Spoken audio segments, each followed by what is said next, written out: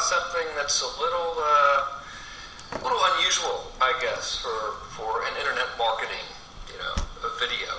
And that's a very powerful strategy that doesn't rely on copy, doesn't rely on selling, doesn't rely on Google or AdWords. In fact, it's all about stuff that's right here between your ears. And it's a strategy and I guess a practice of, we'll call it visualization, for lack of a better word. And I have to tell you, I had a little bit of trepidation about making this video for you, but I've used visualization in my own life, in my own business, with such extremely surprisingly good results. Extremely surprisingly good results. I did that for my grammar teacher in 8th grade. I just know that was for you, that I keep getting results from this over and over again, so I'm just going to go out on a limb and talk to you about it.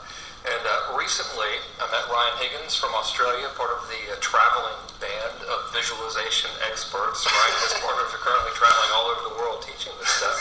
And you've got some ways to really expand on the whole technique of visualization and make it easier and less like esoteric and sort of weird. So without more rambling from me, since you're the expert on this, I just enjoy the fruits of all the stuff that he knows, really. Tell us a little bit about your story and some of the things that you've experienced as a result. Okay, so it's my turn to ramble now, isn't it? It's your turn. Yeah, we can have a rambling contest. Okay. Yeah. Cool. Well, yeah, like Frank said, I understood that visualization was important, but I was just terrible at it. I found it boring.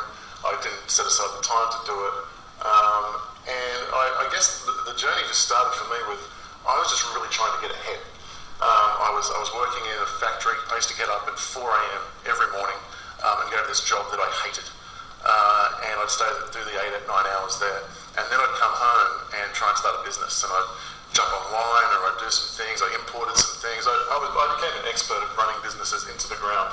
I'd go to work, I'd go to a job. Not as easy as it looks, really. I mean, it takes a little bit of effort to run one completely into the ground. You can fail easily, but to really just level it, you've got to get in there and really start screwing up, I had this good strategy of going to work in the morning and coming home and then losing it all in the business at night. Oh, okay. It was a good use of my time, I thought. You have to pay as many taxes. There you go. So I did, and I'm ashamed to say, I did this for years, and it really started taxing my self-esteem. I tried this for years. I wasn't trying to, make $1 billion. I was doing it too. I just wanted to get ahead. So, when I paid my groceries and paid my bills, I wasn't scared the credit card was going to get snapped up in front of my face. So I guess I did this, and with all these trying and failing with businesses, something became very apparent to me that I believed that the problem was completely internal. I thought that there's some reason I am not allowing money to come to me, and for some reason there's some part of me that says I'm not ready to be in the financial position that I thought I wanted. And so I started investigating things like visualization and mindset and stuff like that. And I came across the law of attraction, and made famous by the DVD The Secret, and that was on Oprah and all that sort of thing.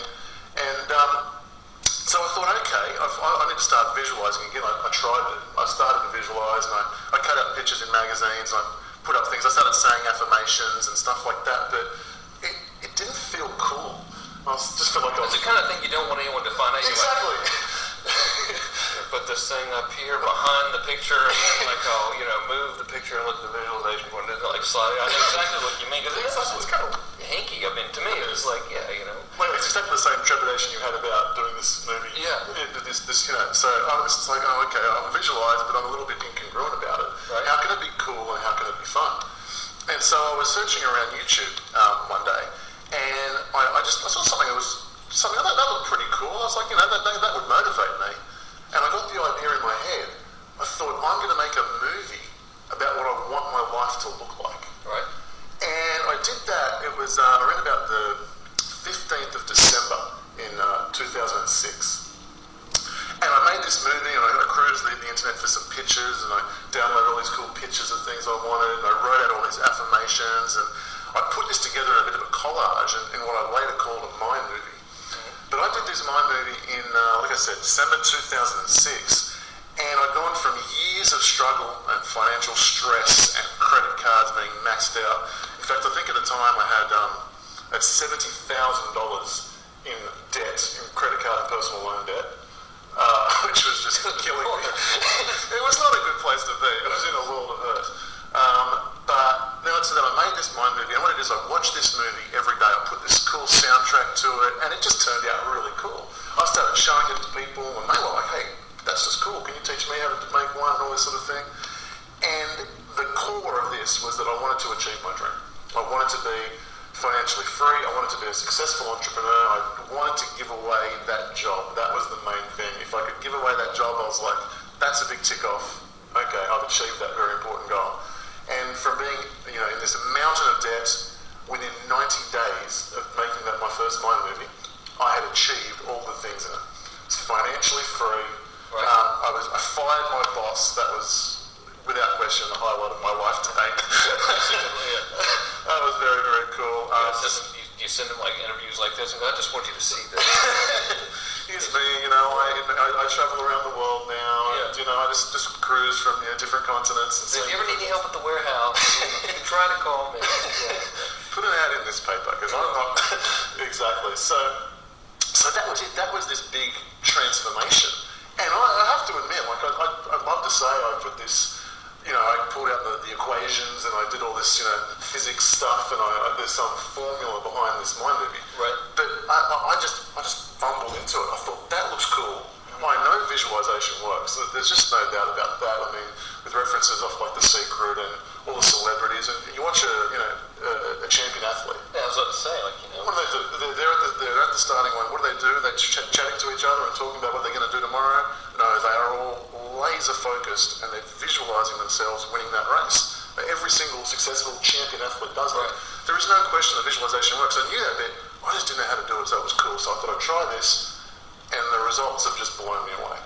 And as I've gone through sort of over the last 12, 18 months, I've just escalated that, and I've just started attracting bigger, cooler things into my life, like better experiences, and it's become easier and easier.